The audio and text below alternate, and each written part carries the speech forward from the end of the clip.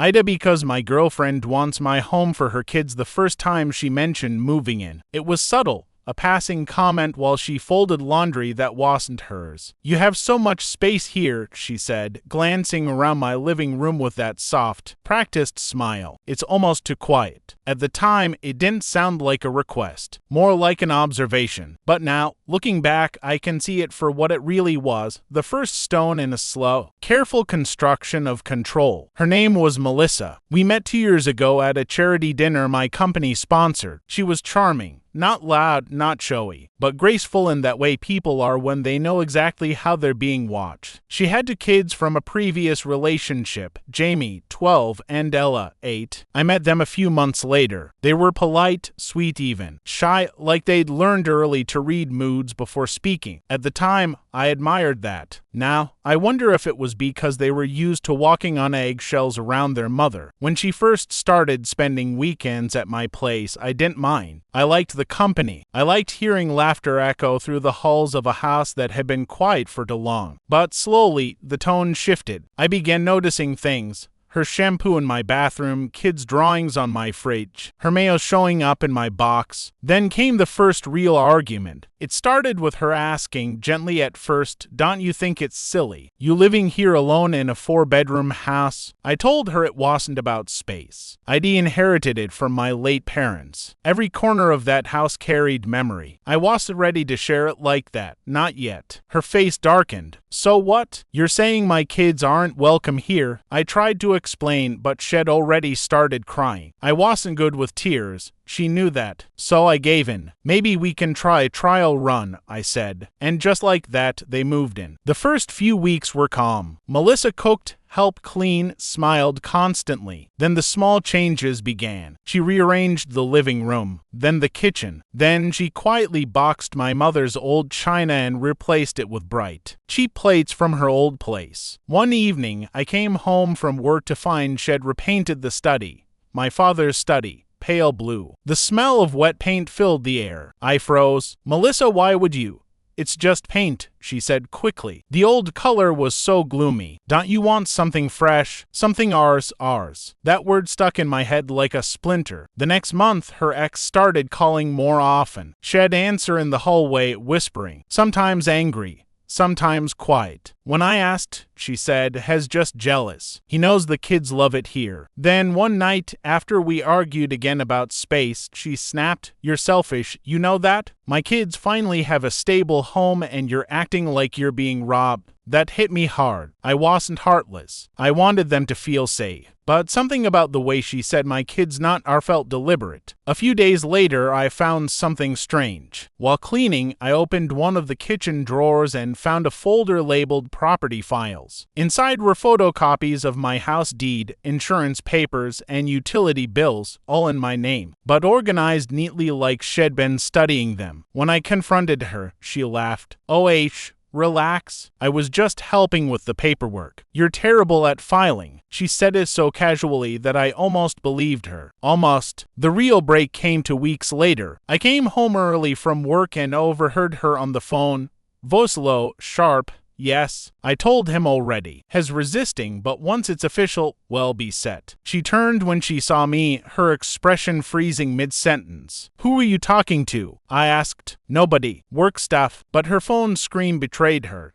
I caught the name before she locked it. Her lawyer. That night, I went through her drawers while she slept. I found draft documents she'd been preparing. Domestic partnership agreement, cohabitation rights, shared property. Every one of them included clauses about joint ownership of the house after a period of residency. My house. And worst of all, one handwritten note. One address changes on record claim residency legal standing. The next morning, I didn't say a word. I got up early, packed her things neatly into boxes, and waited until she came downstairs. Her face twisted when she saw the boxes. "What are you doing?" "I think it's time you go back to your place," I said quietly. "I need my space back." She laughed at first, thought I was bluffing, but when she saw the calm in my face, the kind of calm that comes after you've stopped doubting yourself, her expression hardened. "You'll regret this," she hissed. "You think you can just kick us out? My kids love this house." "I know," I said. "That's what scares me." For weeks afterward, I got messages.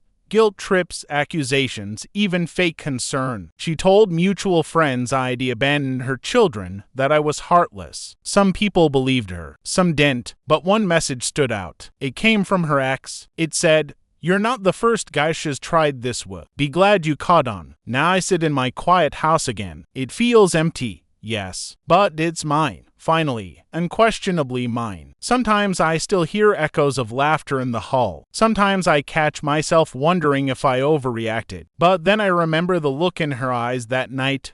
Cold, calculating, already planning her next move. So maybe I'm not the villain after all. Maybe I'm just someone who finally learned that love without honesty isn't love at all. It's just another way to take what isn't yours. Part E. The return. It had been almost 6 months since Melissa left. The house was quiet again, eerily so. No laughter, no soft footsteps, no faint smell of her perfume in the hallway. At first, I relished the silence. Then, slowly, it began to feel like a vacuum. Like she'd left something behind that still breathed in the walls. I'd finally fixed the door frame she'd broken during one of our fights. I repainted the study, back to my father's dark wood tone. It almost felt like order was returning. Until one morning, a letter arrived. It wasn't from her. It was from a law firm in the city. Dear M.R. Rivers, we represent Ms. Melissa Green in a matter concerning shared tenancy rights and domestic contributions. Please contact us within 7 days to discuss an amicable arrangement. I read it 3 times. My hands shook. Shared tenancy rights. She was trying to claim part of my home, even after being here barely 5 months. At first, I laughed. It sounded absurd. But then I remembered all the little things. Her name on a few of my utility bills. Her mail delivered here. That one night she'd helped me sign a few online documents for a tax rebate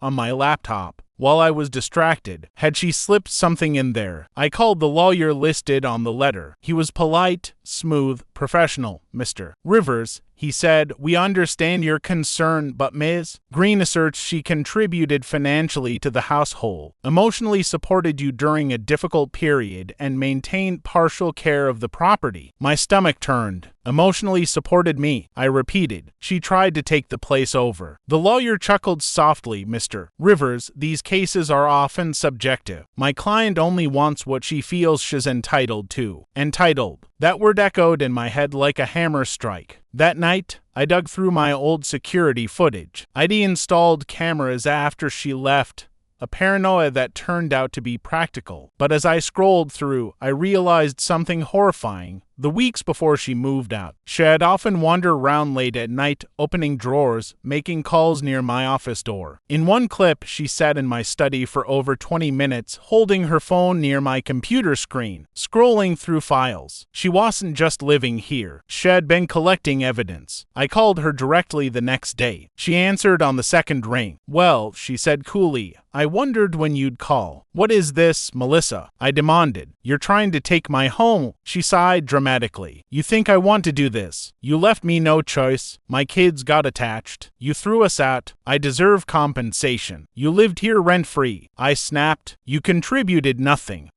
Really? She said sweetly. What about the bills with my name on them? What about the groceries? The repairs I arranged? You said yourself I made this house feel alive again. My breath caught. I had said that once. Months ago, during one of our better days. She'd remembered, and she was using it. Over the next few weeks, letters arrived weekly. Her lawyer wanted mediation, then court, then informal settlement. Every message was colder, more confident. Friends I hadn't spoken to in months started avoiding me. Turns out Melissa had been busy. She'd posted online, painting me as a bitter ex trying to evict a struggling single mother. The public sympathy was instant. Monster evicts girlfriend and her kids. Another man ruins a woman's fresh start. They didn't know the half of it. One evening, I noticed something strange in my backyard. Footprints, small ones, not adult-sized. At first, I thought maybe kids from the neighborhood had cut through. But then, under the porch light, I found something glinting, a small silver bracelet. I recognized it immediately. Ella's. I froze. I checked the side gate. It was unlocked, and on my back door handle, faint fingerprints smudged in dust. They'd been here. I called her again. Melissa, I said, voice shaking. Were you here last night? A pause. Then her calm, clipped voice.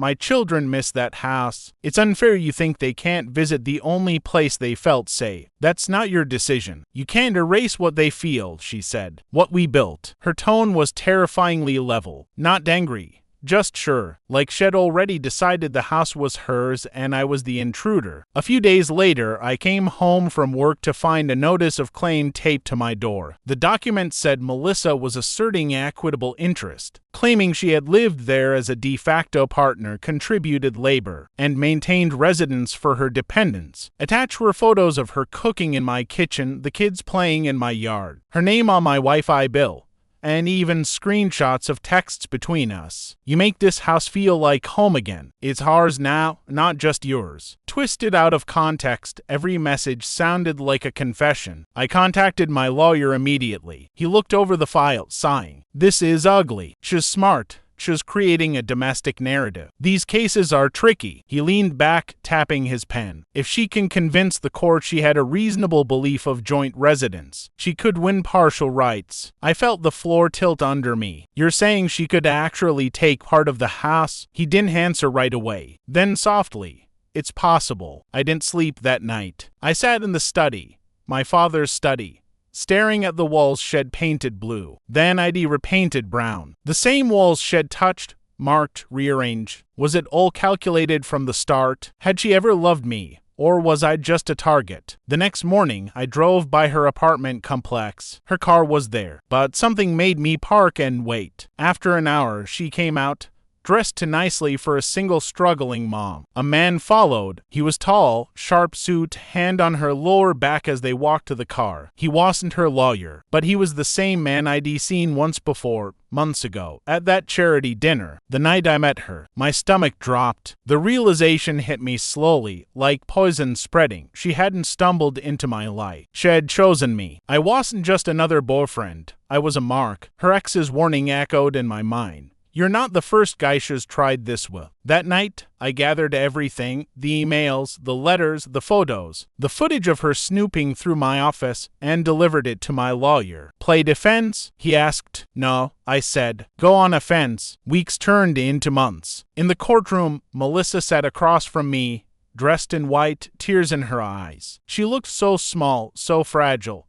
And for a moment, I almost doubted everything again. But when the evidence played, her calls, her files, her plan, the mask slipped, her face hardened. When the judge ruled in my favor, her eyes didn't fill with tears. They filled with hatred. As I left the courtroom, she leaned close and whispered, You might have won the house, but you'll never know what else I took. That night, I found the last betrayal. A loan statement recently mailed for a line of credit I never opened, but tied to my address. My name, my email. She'd used me one last time before leaving. Now I keep my doors locked, my blinds drawn, my accounts monitored. The house feels heavy, like it remembers everything. Sometimes I still think I see her car parked across the street. Sometimes, when I wake up late at night, I swear I hear small footsteps in the hall. Maybe it's paranoia. Maybe it's guilt. Or maybe she's not finished yet. Part E. The ghost in her eyes. It had been 3 months since the court ruling. The house was mine again, legally, officially, but the victory felt hollow. Every sound in the place still belonged to her. The creak of the stairs where she used to pause halfway, the faint scuff marks from Ella's shoes, the dent in the living room wall from the day we moved her boxes in. I'd thought once the papers were signed and she was gone, the silence would bring peace. But silence doesn't always mean calm. Sometimes it's the sound of something unfinished. I tried to move on. Therapy, work, long walks at night to empty my head. But then one morning, while checking my mail, I found a small envelope wedged between bills. No return address. Inside was a photograph, old, grainy, printed from a phone. It showed Melissa sitting on a hospital bed, years younger. She looked pale, fragile, holding a newborn. Next to her stood a man I didn't recognize.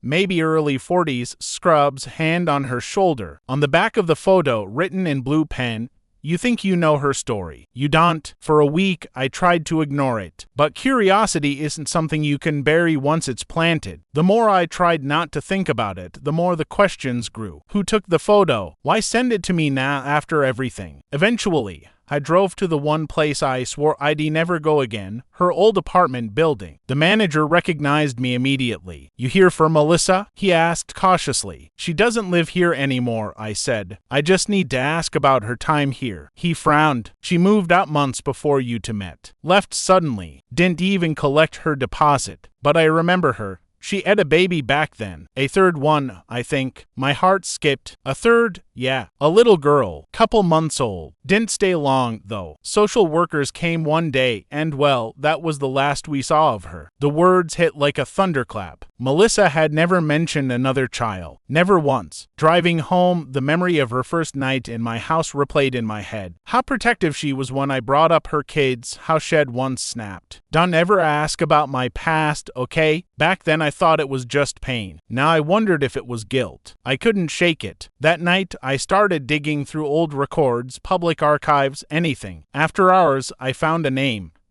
Green 013. Child custody case. The case was sealed, but one document was public, the court summary. It mentioned substance issues, postpartum depression, and a child placed in temporary foster care. But the strange part, the case was dismissed after 6 months. No follow-up. No record of the child being returned. It was like the baby had vanished. 2 nights later, I got a call from a number I didn't recognize. When I answered, a quiet voice said, "You don't know me, but I know Melissa. Please, don't hang up." It was a woman. Her tone was gentle but broken. "She used to come to the group," she said. "The Mother's Support Group back in 2013. We all thought she was getting better." "What happened?" I asked. "She had a daughter. Little Grace. Sweetest baby you've ever seen. But something went wrong. Grace got sick. Melissa didn't take her to the hospital in time. She was scared. She thought they'd take her away because of the drugs." My throat went dry. "What happened to Grace?" A long pause. "She didn't make it." I closed my eyes, the world tilting. The woman's voice cracked. "After that, she wasn't the same. She disappeared. Said she'd never be poor or powerless again. Said next time she'd make sure no one could take anything from her." The line went silent. And in that silence, everything clicked. Melissa hadn't just wanted my home. She'd wanted control. The safety, the ownership, the permanence she lost the day she lost her child. Every manipulation, every lie.